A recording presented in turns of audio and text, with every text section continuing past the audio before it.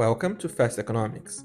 Today we're going to talk about stagflation, a problem that defies traditional economic tools. This term combines stagnation and inflation. It's a situation that inflation rises while economic growth slows down and unemployment remains high. It was first introduced by Ian MacLeod, a British politician in 1965, when he said that stagflation was the worst of both worlds. Stagflation is a curious situation in macroeconomics because traditional economic theories suggest that inflation and unemployment go in different directions. The Phillips Curve from 1958 illustrates an inverse relationship between inflation and unemployment, suggesting that lower unemployment rates are associated with higher inflation rates and vice versa. Also, remember again from economic cycles. A positive output gap is characterized by increased production, lower unemployment rates, and rising inflation as demand for goods and services grows. On the other hand, a negative output gap is characterized by decreased production, higher unemployment rates, and lower inflation as demand contracts. So, in theory, high inflation and high unemployment rate don't occur at the same time. Stagflation is a unique challenge for policymakers because it combines elements that typically requires opposing solutions. Let's check fiscal and monetary policies. Governments aim to either stimulate economic growth during recessions or to cool down an overheating economy.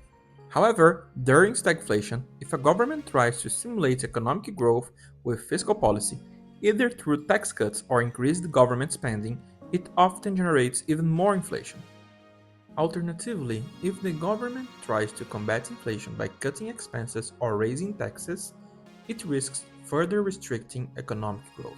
Monetary policy involves the management of a country's money supply and interest rates by its central bank to achieve macroeconomic objectives, such as controlling inflation, managing employment levels, and stabilizing the currency. However, with stagflation, if central banks lower interest rates in order to increase credit offer in the economy, it typically leads to higher inflation. And the opposite is also true. Raising rates to combat inflation would further suppress economic growth, and so maintaining the stagflation. So let's think again. In theory, economic stagnation and inflation should not occur together. So how does this strange situation of stagflation start? The most common cause of a stagflation is a supply shock. A sudden increase in the price of essential commodities, such as oil, can lead to stagflation. This type of shock raises production costs, which in turn leads to higher prices for consumers, while slowing economic growth due to reduced profitability for businesses. Another cause is poor economic policies. Inappropriate monetary and fiscal policies can intensify stagflation. Such an excessive money supply growth or maintaining low interest rates in an overheated economy can accelerate inflation without producing sustainable economic growth. In other words, a policy that doesn't focus on increasing the productivity can lead to stagflation. Other causes can also lead to stagflation, like a rampant cost-push inflation rising production costs and pressuring profit margin, demand pull factors, or demand-supply imbalances, and also external events.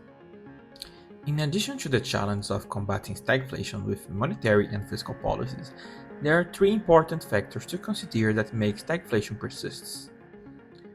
Wage price spiral. When inflation expectations rise, workers demand higher wages, which companies may grant to maintain labor peace. This can lead to increased costs for businesses, which are then passed on to consumers in the form of higher prices, perpetuating the cycle of inflation and stagnation.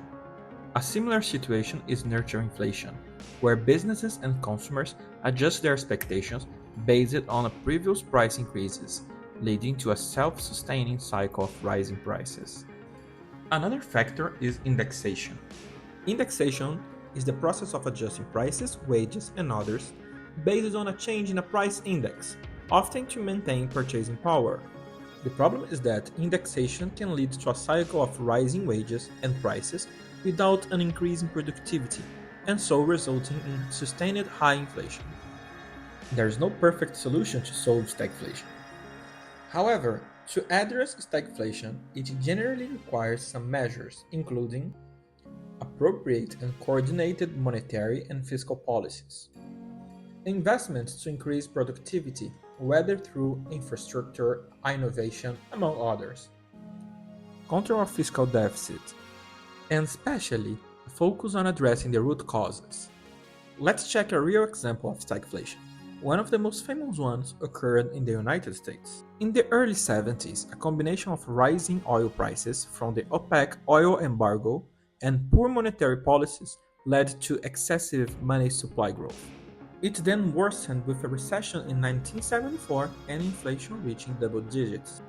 It was only in the early 80s that a series of policies, including high interest rates, tax cuts, and reduced government spending, helped stabilize the economy and reduce inflation. Thanks for joining Fast Economics in the video of stagflation. We hope that you have enjoyed it. Hey, make sure to subscribe and hit the notification bell so you'll never miss an episode. The next video will explore the concept of soft landing, a scenario where an economy slows down without entering a recession and pseudo-hacking the economic cycles.